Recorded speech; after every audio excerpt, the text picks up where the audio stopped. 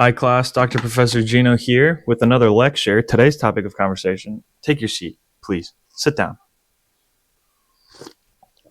Enough being rambunctious, okay? Take your seat. Class is in session. Today's concept is becoming a delayed gratification sage, all right? Dr. Professor Geno, what do you mean by that? What I mean by that, class, is learning to visualize purchases and expenses in a different manner. So I'll go through one that Dr. Professor Geno had to go through fairly recently, or that I got to go through, right? Now, there is this such thing as a video game console called the Switch. I've loved it. I've played it a lot. You might be remiss to know that a second console came out, the Switch 2. The Switch 2. Wow. It's really hard to get. But I got a hot tip from some people at Best Buy, right? That they were going to have a couple consoles in store, and if I showed up a little bit before 10 at opening, I could get one. With tax and everything, $540. $540. Wow, that's a good amount of money, right? But it's the Switch 2, Dr. Professor Geno. It's not just the Switch 1. Please, you already loved it. Go and buy it. You've got the cash sitting in your account. Now, I did have the cash sitting in my account, class. You are right. How you knew that, I don't know. That's weird. Don't look into my finances. But irregardless, did you know irregardless isn't a word because it actually means the same thing as regardless? Regardless, I in fact did not buy the Switch. Why didn't you buy the Switch 2, Dr. Professor Geno? Well, class, I did not buy the Switch because I looked at the $540 and I have trained my brain to derive more enjoyment and pleasure from taking the money I would have spent on something, like I'm there, right? I'm imminently ready to buy it. I've got the cash in hand. This is going to make me, happy for whatever, to play all those games and do all this stuff. Great. And instead of buying that thing, I take that same exact amount of money I would have spent and I invest it. And I invest it, class. I went and bought, in this case, Bitcoin. $540 of Bitcoin. I still have that $540 of Bitcoin. And yes, if I bought the Switch 2, I would have also had the Switch 2, right? But the point here being, I have trained my brain to become happy at measuring something up and saying, do I really want this thing for this much money? Or would that much money invested in this X thing make me happier? $540 of Apple stock, Nvidia, S&P 500 index fund, a freaking high yield savings, whatever. Or my current favorite, Bitcoin, right? Which one actually makes you happier? Well, this is great. And this is where the topic of conversation and the lecture for today, class, goes into, is delayed gratification is being able to correctly evaluate how much something will be worth later, right? So when you're 20, $1 by the time you're 65 will be worth $73, assuming a 10% interest rate for the 45 years, right? Which is basically like an S&P 500 index fund. You can buy that anywhere, VOO, do whatever, right? It's super easy to do. So if you look at it that way, that $540 of the Switch 2, which, I'm probably still going to get eventually, just not now. Doesn't seem like I need it. It's not worth the money to me. It's not just about the $540 now. I'm 28, all right? Okay, it's not, every dollar's not worth $73 by the time I'm 65, but it's probably worth like 40, 50, because again, most of the gains come at the end of the compound interest formula class, if you remember our lecture on compound interest, but it's still worth, we'll call it 40 or 50. So that $540 of Switch, right? Which if we just do a little bit of quick math here on my calculator, because no matter what your high school teacher said, you always have a calculator on you, so you didn't actually have to learn your times tables. Haha. That $540 class would turn into, let's assume it'll turn into $40 worth of interest rate by the time it's 65.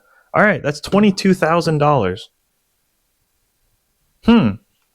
Well, class, would Dr. Professor Geno, excuse me, I have to refer to myself in the correct title. Would Dr. Professor Geno rather have $540 of Switch 2, or would he rather have $22,000 when he's 65? Well, that's a tough one.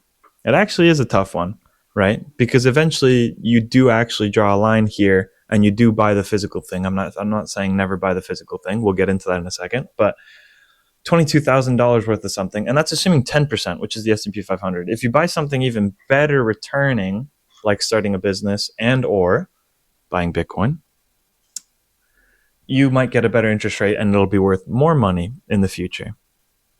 So the real question here, class, take a drink as I will. The real point here, class, is being able to see yourself spending that money and actually taking into account, the opportunity cost of that money spent. $540 on a Switch 2 is not just the cost of acquiring the Switch 2. The cost of acquiring that Switch 2 is literally, and I know this is going to be hard to grasp, literally everything else on this planet I could have traded $540 for or bought with $540 now or in perpetuity to the end of my life, because that money held onto and invested affects my life somehow until I'm dead or it's all spent. Now, can you actually internalize all the options and all the things you could have done with that money or otherwise every time you say are going to buy something like a Switch 2 or a cup of coffee or a backpack or a bag or whatever, flowers for your girlfriend? No, you cannot actually internalize all the opportunity costs therein. However, that does not take away from the fact, class, that you should try your best to do that, right? Remember, impossible, improbable, difficult, can't be done. This is one of the things where you cannot fathom the true depth of the opportunity cost, but you can. Pareto principle, right? 80-20. You can probably fathom like a good bit of it, 80% maybe, if not 20%, certainly, of the true cost of it. And what this does, class, is you will find some things that you look at and you compare it that way. Every time you walk up and you want to buy a $20 sandwich, or you want to go to the bars and spend $50 or $100 on the weekend drinking with your friends.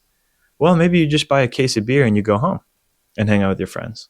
And you still have 80% of the fun, if not a little bit more. Maybe it's more fun to be in a more intimate environment, but you're spending a fraction of the cost. Why? Because you're able to become a delayed gratification sage. All right. It's an official certification. No, it's not, but I kind of want to make it one. If you guys would want that, hit me up. I will give you a sick sticker. I promise I will make an awesome sticker and send it to you, but you have to pay for shipping, okay? So the point here being, if you can become a delayed gratification sage and mostly understand the true cost in all of this stuff, right? It's not just the money spent on the product or the thing. It's the money the money not spent on literally everything else, including investments that could stick around for the rest of your life.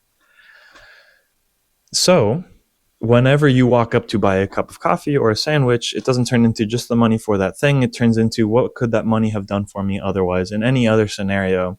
And does that beat out my desire for that thing now?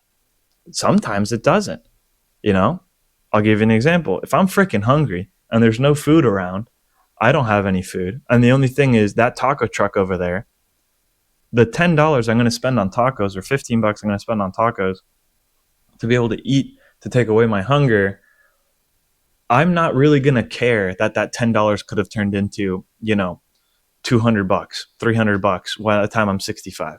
I'm hungry now, right? I'm not going to make it. Dr. Professor Geno's got a little bit of survival weight, so that's not a good example. But the point being, satisfying my quote unquote need now trumps the future value of that thing then, right? And you'll find that happens pretty often. But every so often, especially on the higher ticket items where those numbers really stack up, $540 for the Switch 2, you start thinking, well, do I actually need that now? No, at the very least, I can delay it a month, maybe 2, right?